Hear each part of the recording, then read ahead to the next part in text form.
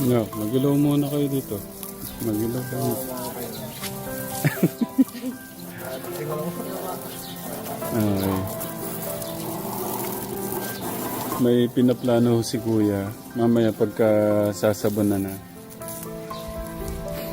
May pinaplano po siya sa kanyang magandang motor. Magandang regalong motor po ni Ninong Stephen. Ayan po oh.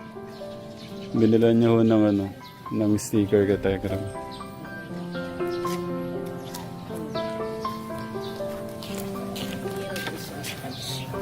Sige. Dalawang convert.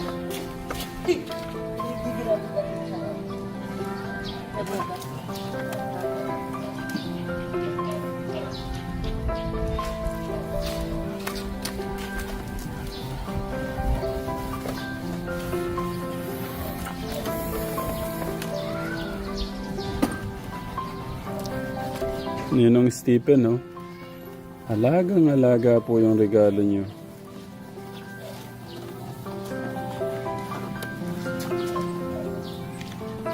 Ano lang, sobrang bait lang ho ni Kuya Ninong Stephen. Tama ba? Sobrang bait lang po ni Kuya Ninong Stephen sa pagpapahiram po ng kanyang motor. Kaya siguro kung medyo hindi pa yan nahiram-hiram lagi, parang babae ho yan sa kinis.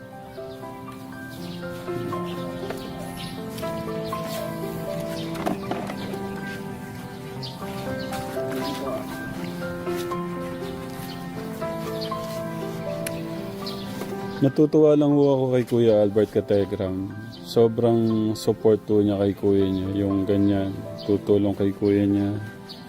Sasamahan pagka yung may pupuntahan yung Kuya niya.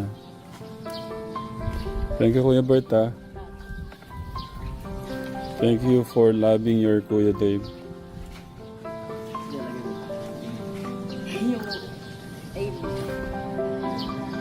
Parang ako silang hawik ko. Sabi ko parang nakikita ko din si Kuya Dave sa kanya.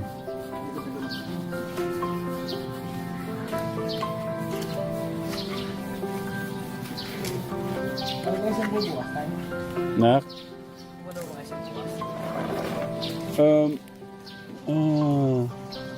Ano ba ngayon? Sabado ba bukas, Kuya? Friday po. Friday. Si nanay, kasi nga birthday niya, no? Kaya napaisip ako bakit. Kasi birthday niya ni Lolo bukas. Bibiling... Ha? Repaint ko po. Repaint. Oo. Gagawin ko pong puti. Puti.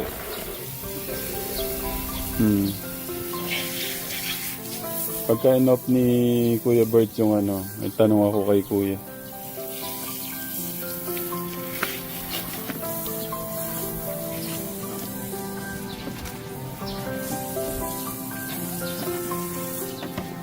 Baka may hugot ka dyan na ba't kailangan siya linisin? Ba't kailangan linisin yung mga gamit o ganyan motor? Parang hugot way. Parang ano lang to eh. Parang ano ba yung mga hugot na parang... Siyempre ito kasi parang tao na rin po kasi. Kumbaga, siyempre iba lagi pong ginagamit. Kumbaga sa tao nga po, hindi lang po yung panlabas ng libro. Ito po kasi parang more panlabas. Pero yung panloob okay naman po yung loob. Tagal na po ata na yun. Oo.